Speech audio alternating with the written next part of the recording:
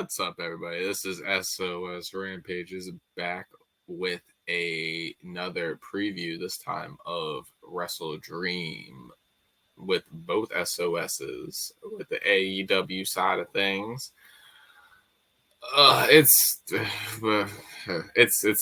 a.m. in the morning, guys. We're here. We're helping. We're gonna get this content out to you guys because we love you all. Yay! Yeah, please like, subscribe because we're doing this for y'all in the heart. Oh yeah, I gotta unmute you so you can speak. There you go. Now speak from your heart too. You act like we just got done watching Wrestledream. Come on, man. We got this. Oh man, don't remind me that I'm gonna have to cry so late at night after so much time. I'm gonna be just distraught. Hey, save the crying for the end of the show, all right? That's what I'm saying. I'm gonna be distraught by the end of the show, and I'm gonna be crying all up and down, and I'm gonna need everybody help. You should just cry from the beginning, so like by the time Brian comes out, you're like literally dehydrated and you have no tears left. Just get everything out. Yeah. But, and then you can just watch the match with a bottle of water and rehydrate and be like, I'm fine with this. I'm ready. But we appreciate y'all for tuning in once again. You know, you see at the bottom my name. Check me out on Twitch, on Twitter, on just here YouTube. Let us know anything else in the comments that you want to hear us, you know, review, preview, all that good stuff. Also over here, my man's SOS Farm, and on YouTube, Farm27. Also Farm the Great. Yeah. So what we gonna stay away from doing because it is one of those cards, and because you know it is late for us, we don't want a lengthy video, and it's just kind of that's the way it be. Of a lot of some of these matches are just gonna be that a good match, and we'll see how it goes, and we'll give our little review on it and how we feel, and you know you can let us know in the comments how you feel, if you disagree, if you agree, all that good stuff. But we just gonna touch base on everything, kind of, you know, let y'all know how we feel about it, kind of idea. And there's going to be a lot of, because as we've talked about on the channel before, AEW side over here, WWE side over there, they're going to be the things that I say to Farm, and he's going to give that blank stare and expression on his face that he has right now when I bring up like this first match that I see of Atlantis Jr. versus Brian Cage for the ROH World TV title. Who is Brian Cage? He's been around. Oh, unlike this Atlantis Jr. guy. Who is Atlantis Jr.? He's the Ring of Honor World TV Champion. Oh, you see him out loud? I haven't kept up with Ring of Honor in a while. Is Athena still the women's champion? Most people don't. Who? Athena, is she still the women's champion?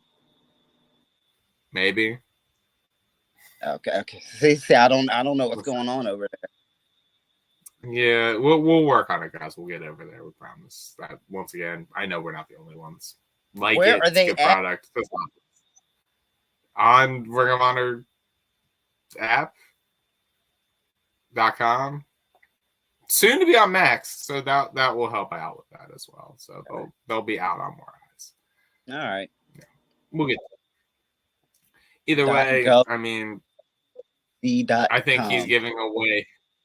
I think he's giving away just like I am. Of you know, I don't see why they would change the belt if this is the guy they're going with. Yeah, Atlantis Jr. No, they should give it to Brian Cage because I know who he is and I've heard of him. That's true, and he really, I don't think has ever, besides a tag belt, I don't think he's had a single. No, he was the FTW maybe FTW champion for a little bit. Yeah. And if anything, you can build Lismark Jr. back up to get the belt back.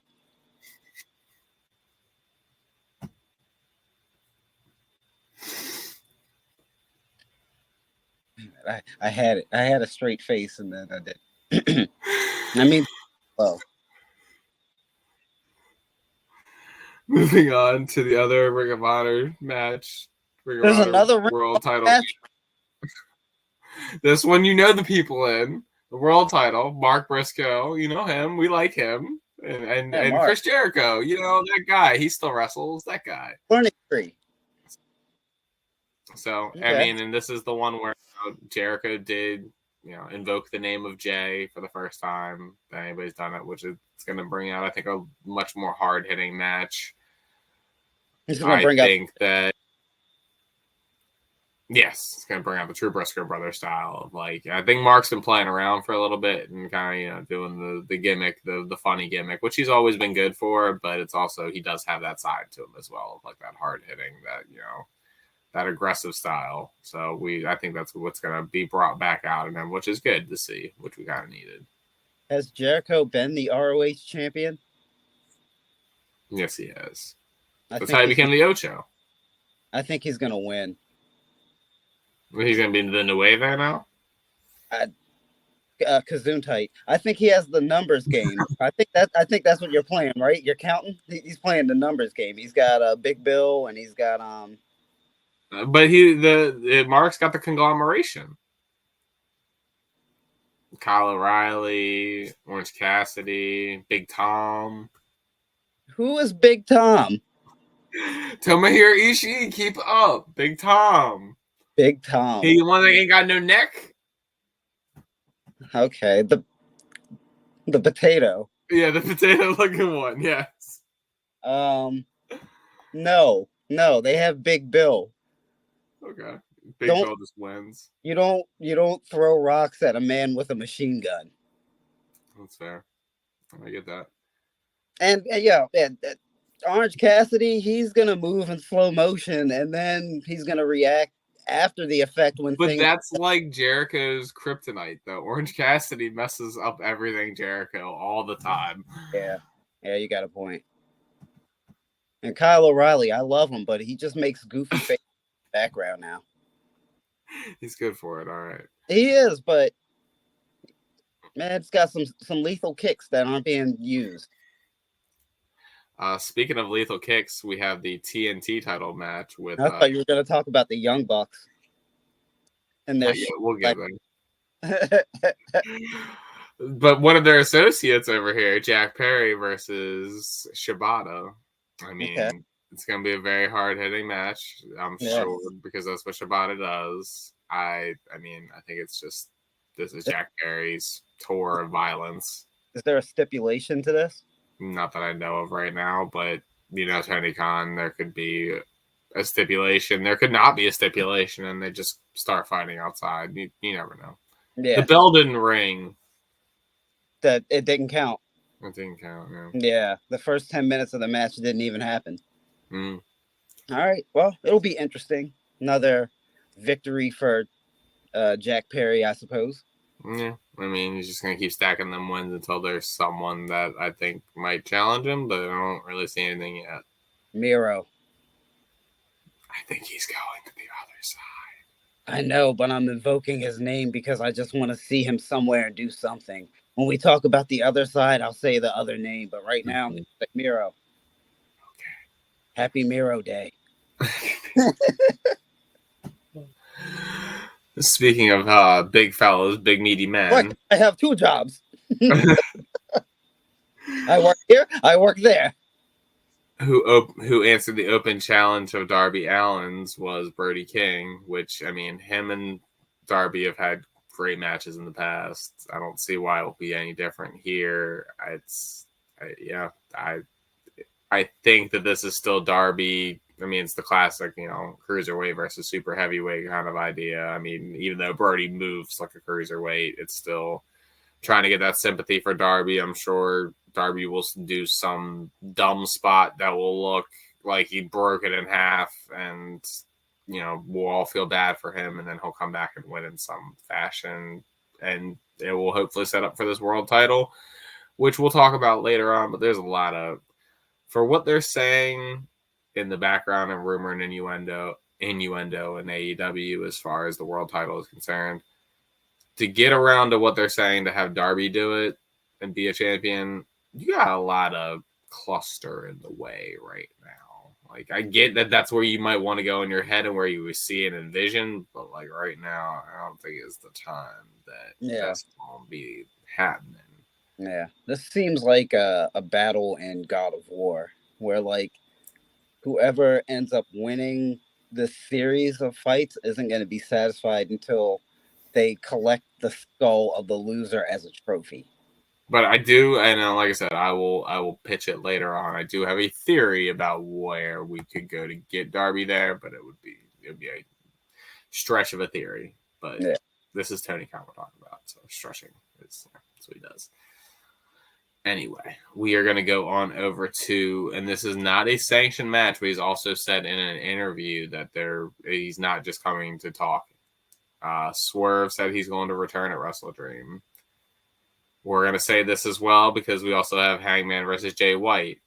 What do you think Swerve's doing? Do you think he's going to come back and someone's going to interrupt him and have a match? Do you think he's going to interrupt the Hangman Jay White match? That's where I'm leaning towards. That's why I'm also bringing that up. I think that Jay White and Hangman match, he's going to interfere. Jay White's going to pick up the victory. It's going to set up Jay White to, start moving up the ladder, hopefully a little bit. I think he has nothing to do with the Hangman Jay White match. I think he's going to come out, and before he has a chance to say one word, MVP is going to come out, and then Nana's going to come out, and it may or may not lead to Bobby Lashley coming out. Okay. But I don't think Swerve's really going to say anything or much at all. And you think they're just going to keep Hangman and Swerve away from each other for a little bit and almost pretend like they're not even unless Swerve shows up with a piece to handle Hangman, and they're like, no, Swerve, you got to leave. Man, this is a bad idea. Go back home. I feel like they're in one way. I feel like you could really get around it. And this is me doing the Tony Khan booking and stuff like that, but have some sort of have Swerve come back and return and be all fired up to try to get his get back and stuff like that. I mean, get him as crazy, burger weapons, stuff like that. Get him crazed and be have him have to bring up because everybody knows because it's out there. He just signed a big 5-year deal with AEW. Have Tony come out there or someone come out there and be like, hey, you just signed a 5-year deal. I need you to sign this on top of it, or you didn't read the contract. In that 5-year deal, it said you can't touch Hangman for X amount of time. You need to leave Mans alone. Both of y'all need to drop it for a little bit. And then that brings that, if you say, all right, 6 months, people are going to forget about it. And then 6 months down the line, when it does happen, people are going to come over the back of the head with a beer bottle on the 6-month anniversary. Mm-hmm. Especially if you're not talking about it and neither one of them puts their name in each other's mouths. Even put that in the contract. You can't even put their name in your mouth. You have to, no one can speak about it. Nothing can be done. You have to just drop it. Yeah. So, will they do that? No, they'll probably just avoid it. But, we'll see what happens. No, he's going to show up with a can of gasoline. So, if that's not how you think Hangman and Jay White's going to end, who do you think's going to win that? And, what do you think's going to happen? I'm going to have to go with Hangman because they're building up his momentum and building him back up. I can see that. Too quick to make him lose, even though Jay White just came back. The only thing that I could see that would make sense, especially for Hangman right now, because like I just said, I think the world title picture is kind of full right now. But what he could do, especially with the new look of that belt, and we were just talking about Jack Perry needing someone, him and Jack Perry maybe bringing kind of his relationship with the Bucks into it, and really going into that and having some brutal matches with Jack Perry down there and doing that style that, Hangman obviously is enjoying doing right now and Jack Perry's trying to do. And, like I said, he needs something. So giving them both something, because like I said, the world title picture, I don't think it's necessarily it, at least for Hangman right now, unless they're really going to get, fire up behind him. Yeah. Yeah, they're going to need someone else to work with. So it's going to be interesting because there's a lot of pieces up at the top of that ladder that I don't know where everybody's going to kind of fall into place eventually. But they can fight me. This is like Beetlejuice. If you say 3 times, he's just going to appear. I don't know. I'm just trying to be creative, Tony Khan. With that being said, we're going over to the women's side of things with Mariah May and Willow Nightingale. I mean, Willow's got me right here. She got my heart. Love you, girl. But like this is Mariah's tour. This is her division. This is her. He is Probably one of got something. Mina's probably gonna get involved somewhere. I mean, yeah, that's about all I got to say about that. What you got? Yeah. I think it's gonna be a good Mariah match. I mean, they'll work. I think They'll Mariah work May is well. gonna, Like, it will be great. but barely. But she'll win.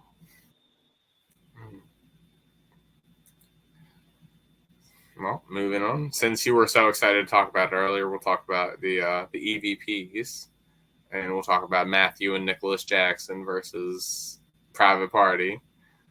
Yeah, I was excited. I had mentioned in our Breaking the Wrestling Barriers video. Check that out. It's over on one of the sides over that way. Check it out. Click on that if you want to hear kind of the fullish breakdown with that. But I think that Stokely Hathaway is going to get involved to cause Private Party the titles here. I think not necessarily working with the Bucks, but having some sort of new associates just being disrespected by them, just feeling a certain way because he has been disrespected so much lately. And having that skit, like there has to be a meaning behind doing that, unless we're just burying Stokely, which I don't know why, with how much he's done and how much he's gotten over with little to nothing. So we'll see where that goes, and we'll see how that works out. But that's kind of where I'm leaning towards is, Private Party giving the Bucks their all, and then, at the end, Stokely costing them. But I what you got? The Young Bucks are going to win.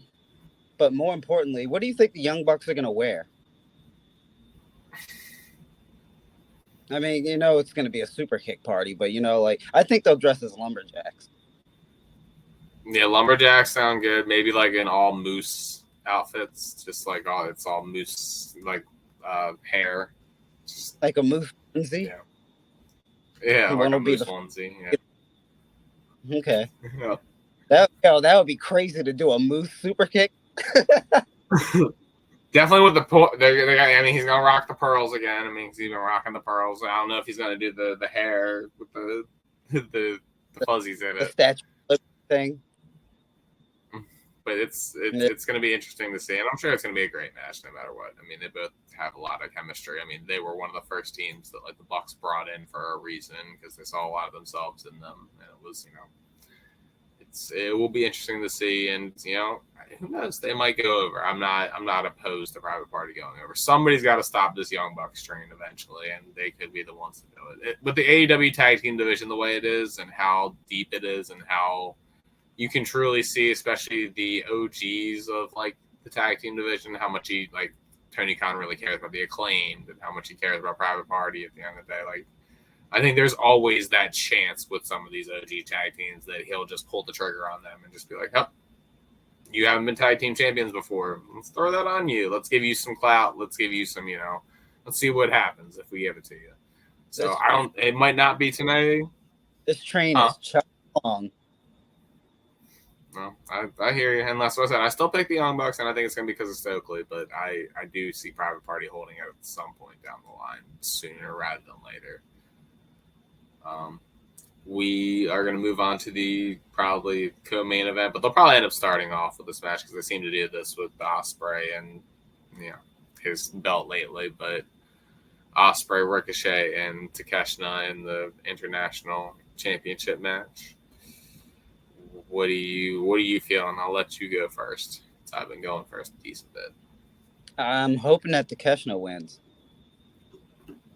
First of all, he looks like an evil villain in any movie, and he's really good.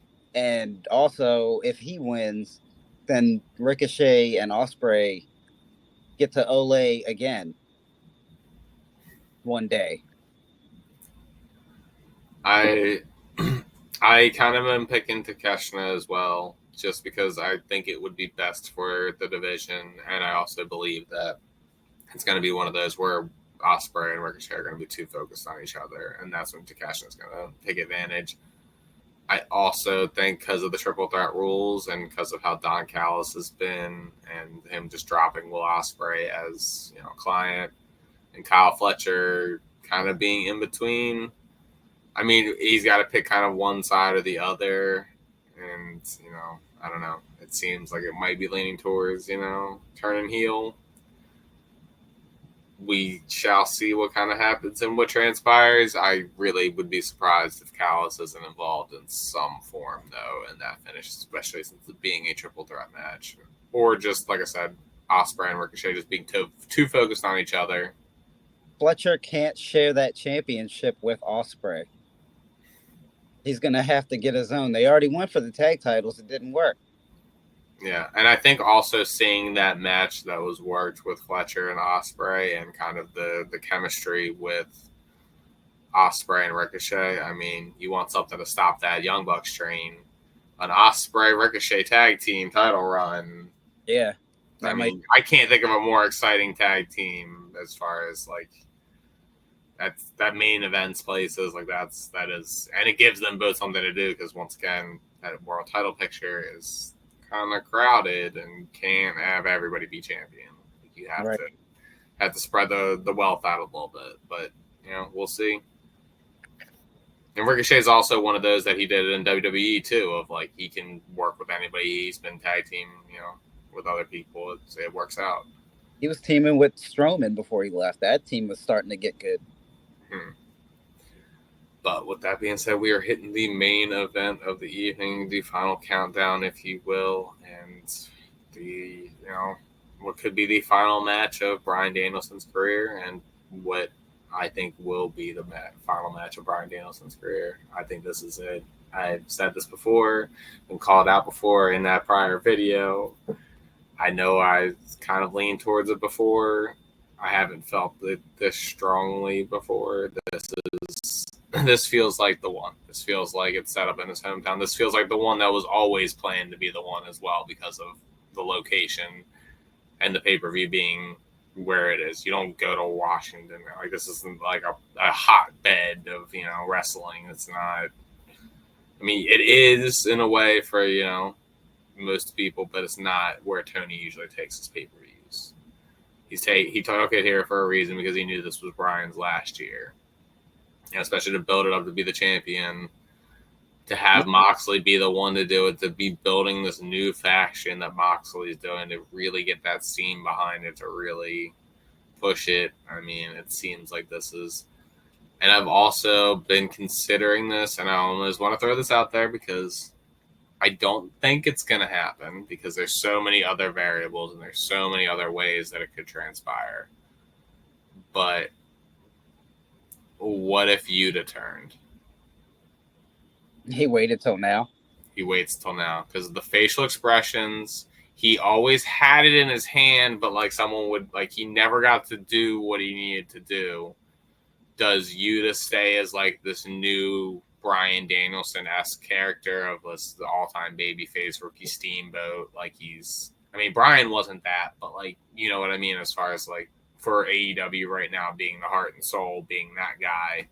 Or do we do the turn and have him do his own thing? He doesn't necessarily even need to join Moxley and them, just doing his own, being his own person, being his own. I think it's better if he stays a good guy because when it's all said and done, he'll always have Bryan as like his William Regal. Yeah.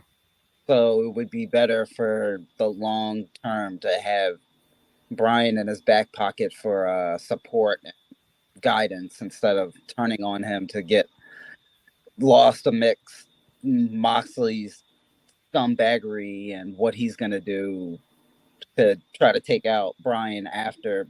Just because Yuta turns doesn't mean Moxley's I'm still going to suffocate him. Right. That's not the end. This also being said as well, and this is, a very valid question because of, everything behind Bryan Danielson and everything he kind of stands for and being the pure wrestler and being the person he is. Do we have shenanigans in this match? I mean, if it's his last match, do we just clean Or do you think Brian cares either way? Do you think Brian's like just a storyline and whatever needs to get over? Do you think that that's not good? Do you think that it should just be a clean? I mean, if you're losing, just shenanigans. Like not to this level, but like think of the WrestleMania 40 ending. Like that was still about finishing the story, but look at all there's so many characters that's involved. So like the most surprising thing would be if there was no shenanigans. Yeah, if it was just a clean Moxley win. Yeah. Yeah, I mean, I think there's going to be, but I also think it's like that wrestling purist mind of like, if this is going to be his last match, it's kind of, and it's always not just the last match of like, and this really is part of it as well of, and I'm sure Danielson's thought about this, and I'm sure Moxley's probably thought about this and like argued with Danielson about this of like, if this is his last match, it's always about who you're putting over, who are you giving that juice to at the end. And that's almost why it needs to be shenanigans, because of Moxley's age and because of, Moxley ain't that much younger than Brian. Like he's on the way out not too long after him, probably. I mean, Moxley got that little bit of crazy in him that he gonna stay in as long as he can, but at the same time now he has a child, you never kind of know. And doing it in some sort of shenanigan way, some sort of turn, some sort of getting someone else over will really, I think, help that. And they really do need a youth move, someone in that group of Moxley, because I think Brian and everybody involved, it's great to get, at least from the past couple of weeks, Pac has been showcased better than he's ever been showcased, as far as like him talking, him being more of a front man. Same thing with Claudio. Like it's getting them over the way they need to, but once again, like Moxley, they've been around for a while. They need that new person to take the juice from Brian to be like, I took that away from him. I did this. Like you need that Jericho claim. You need that. I beat Stone Cold and The Rock in one night. Yeah. If Brian is Flair, then if he wanted his last match to be a Ricky Steamboat match, then Terry Funk was the wrong opponent for that. Right. Because like that's not what Terry Funk is coming here to do. He's got weapons and he plans on finding some blood as fast as he can. So yeah, he's not getting that non-shenanigan technical masterpiece if this is his last match with Mox. What do you say? I think. Is the train moving along, or is this the final countdown? I think the train moves along. Where do you think it ends then? And who do you think it might be? I think it ends in December. Okay. I don't know who. He should lose to the undefeated reigning AEW World Champion CM Punk. I thought you were going to say Miro again for a second. I was thinking about I don't know, like somebody young. Like I think it should be like Darby. Like Darby should eventually get his match, and Brian passes it down. Darby's a good shout. I mean, you know me, I'm always going to try to give anything I can to Maxwell, Jacob Friedman, because he'll use it and he'll talk about it, and he will 1,000% talk about it. Yeah. And I believe, if I'm not mistaken, World's End is in New York, the most wonderful place on earth. It would be a very interesting, because they love him there. It would be an interesting. And those two really haven't got to work together, huh? They did a little bit, but a little bit, but not in this last year run that he's been on. Yeah. So, and this is the yeah. I don't know, unless Brian comes back for one of his wrestle every now and then matches and has a match with MJF, then I don't know. This might be the only time. Here's what I'll do for you.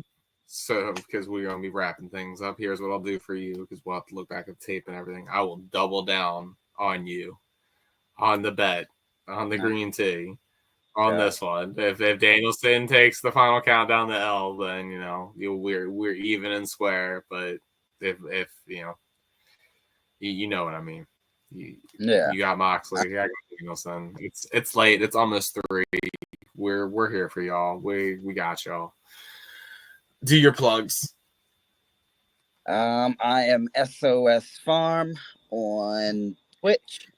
I am Farm 27 and Farm the Great on YouTube, and that's basically the only place I am, unless you know me in real life. And this guy.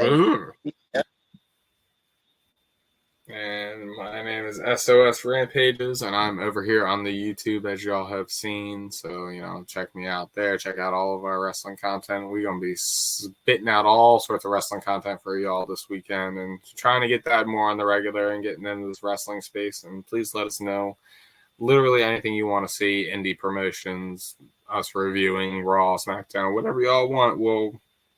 We'll even make him suffer through Ring of Honor, and you can even make me suffer through the 1980s of wrestling. If that's what y'all want, that's what we will give y'all. So, with that being said, I like Ring of Honor.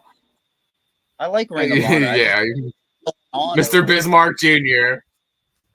Is Miro there? Okay, Bismarck. That's where they've been hiding. Tune in to Ring of Honor so you can see it. Has anybody seen Vader? Nobody's found Vader.